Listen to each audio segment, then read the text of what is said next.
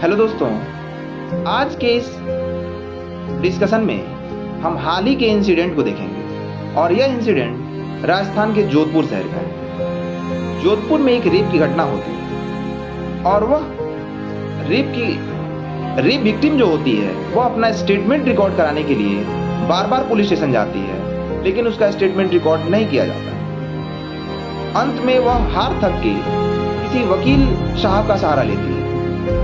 वकील साहब अपने किसी फीमेल जूनियर एडवोकेट को लेके उस रेप विक्टिम के साथ पुलिस स्टेशन जाते हैं और एसएचओ से स्टेटमेंट रिकॉर्ड कराने की डिमांड करते हैं। फाइनली एसएचओ किसी कांस्टेबल को स्टेटमेंट रिकॉर्ड करने का डायरेक्शन देता है।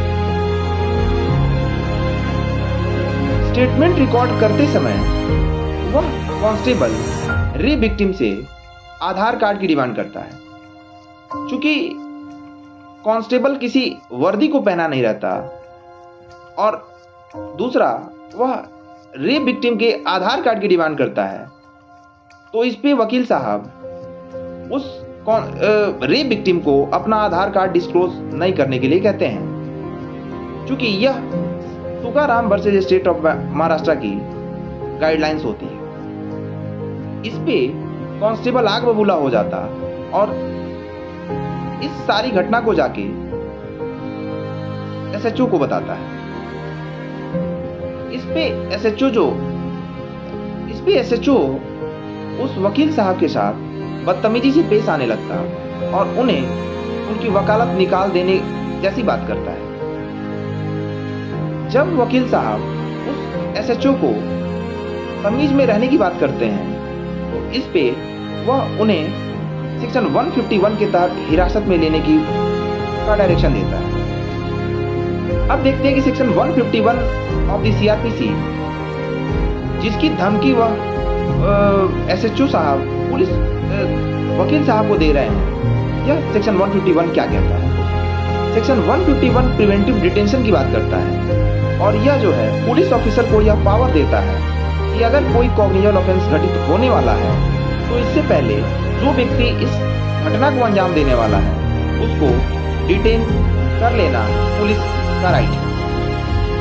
लेकिन यह डिटेंशन केवल और केवल 24 घंटे के लिए ही हो सकता है। अगर 24 घंटे से ज्यादा डिटेन करना है तो उसे या तो कोर्ट ऑर्डर की जरूरत पड़ेगी या फिर मजिस्ट्रेट वारंट की जरूरत पड़ेगी।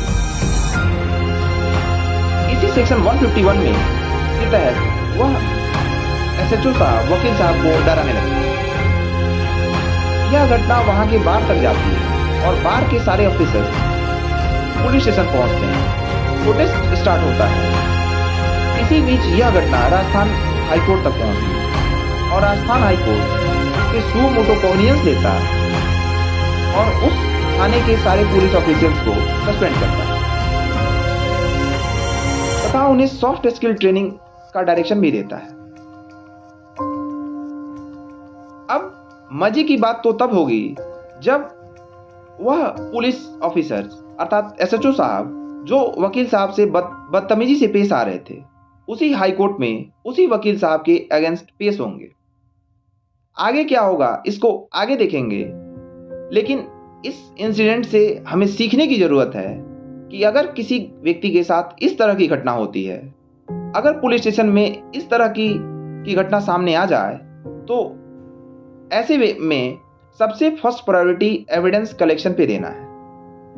अगर मान लेते हैं कि इस घटना में उस वकील साहब के पास किसी तरह का वीडियो रिकॉर्डिंग नहीं रहता, तो शायद यह बात उस पुलिस थाने तक ही सीमित रह जाती और यह बात हाईकोर्ट तक नहीं पहुंच पाता और उन जैसे पुलिस ऑफिसर्स पे इस तरह का एक्शन नहीं लिया जाता। Thank you.